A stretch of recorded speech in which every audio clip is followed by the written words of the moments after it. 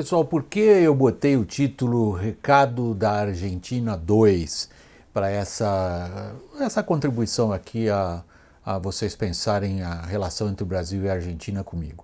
Porque está fazendo mais ou menos uns 4 meses eu publiquei Recados da Argentina, que era exatamente a preocupação do presidente brasileiro Jair Bolsonaro com a possibilidade de Cristina Kirchner voltar a mandar no nosso país irmão, nosso país vizinho, é o país mais importante para o Brasil, a Argentina. A gente goste ou não, é o país mais importante para a gente. E eu perguntava naquele vídeo, aí no finalzinho vocês têm o link aí para vocês conferirem o que era dito no começo de maio a respeito da possibilidade de Cristina Kirchner voltar ao poder. Desta vez ela voltaria através da eleição de um poste, que teve excelente resultado numa preliminar que foi efetuada no domingo na Argentina, e segundo essa preliminar, de fato, nas eleições agora de outubro, tchau para o presidente Macri, que foi eleito numa onda de grande entusiasmo de renovação política, numa onda de grande entusiasmo de abertura econômica,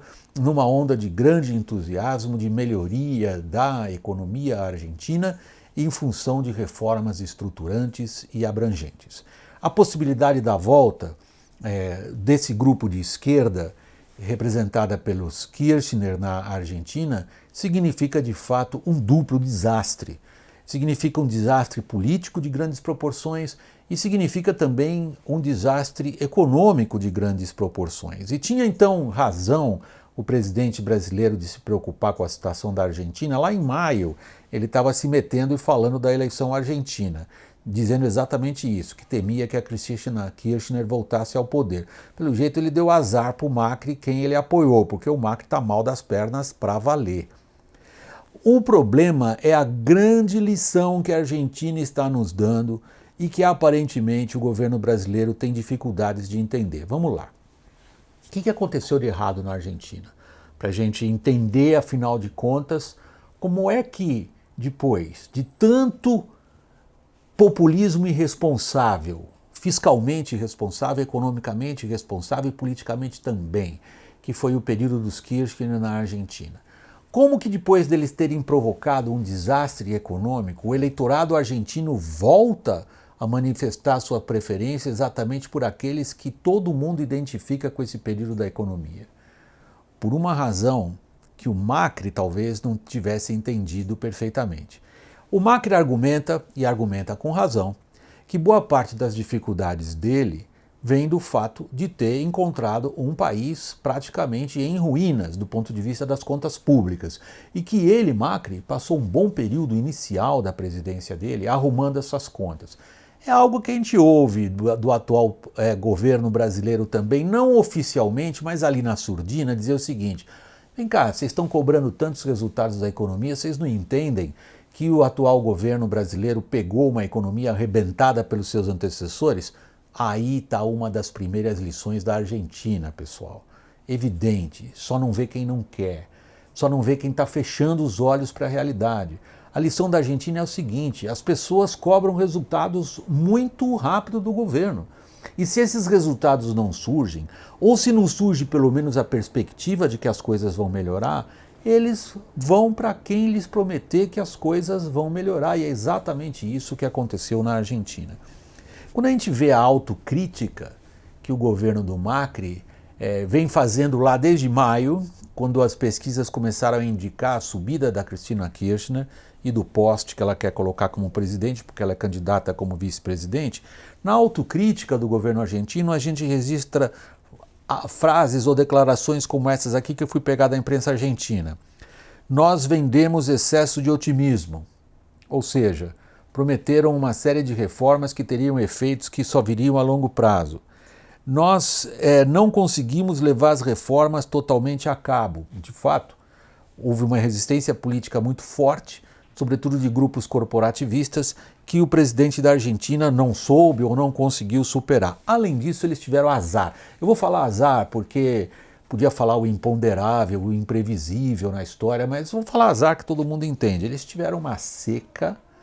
E para um país que depende muito da exportação de produtos agrícolas, vocês conhecem outro por aqui que depende muito de exportação de produtos agrícolas também? Pois bem, os argentinos tiveram uma seca feroz, que prejudicou muito as exportações deles, e além do mais tiveram um cenário internacional que lhes foi desagradável, para dizer o mínimo. Quer dizer, com a subida dos juros nos Estados Unidos, uma certa, vamos dizer, retirada dos investidores internacionais e mercados emergentes como a Argentina, houve uma corrida contra o peso, e aí o que o Macri foi obrigado a fazer?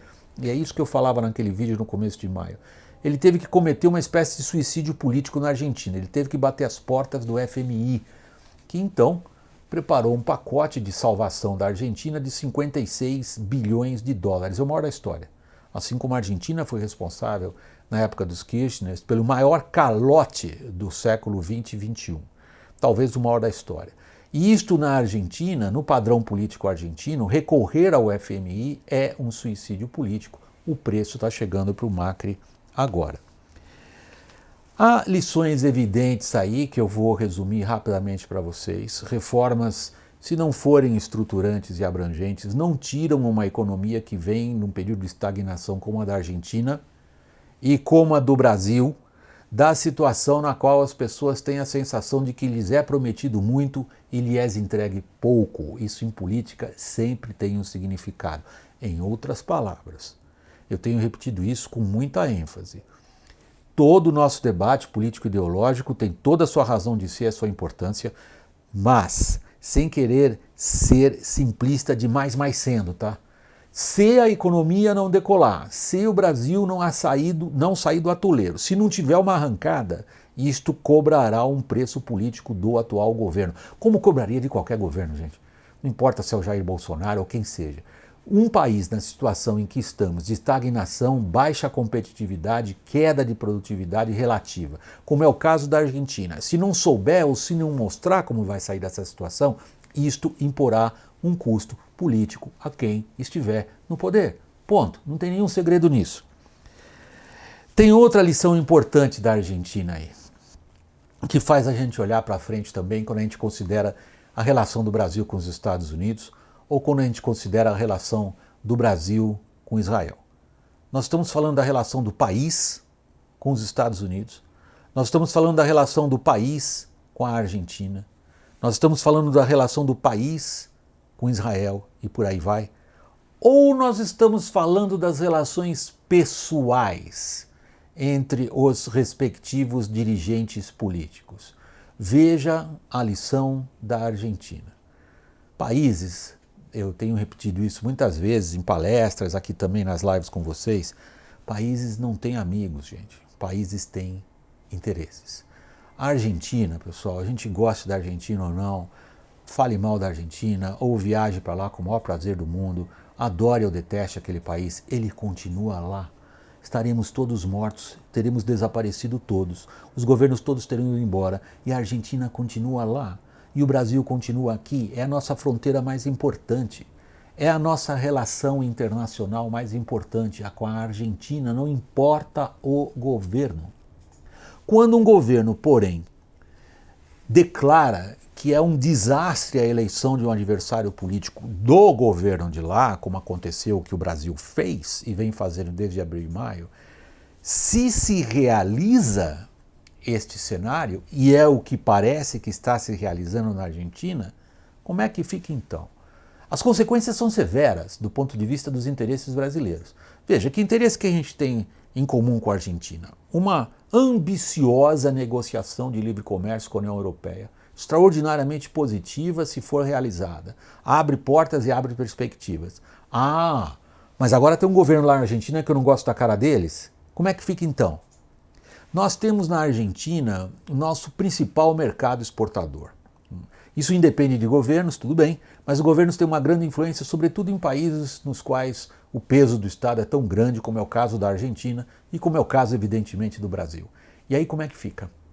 Então, as nossas relações comerciais, que são dependentes em boa medida do interesse ou do empenho dos respectivos governos, elas acabam sendo prejudicadas porque um é de direita e o outro é de esquerda?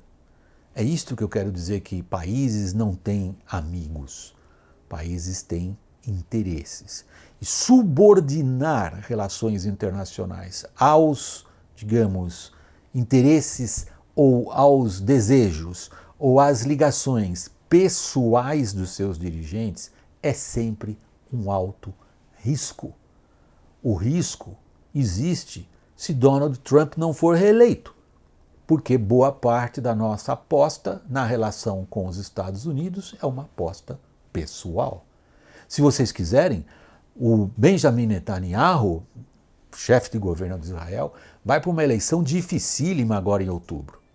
Se a nossa relação com Israel depende, e assim foi formulado pelo atual governo brasileiro, de uma relação pessoal, sobretudo, o que acontece quando esse indivíduo nos falta?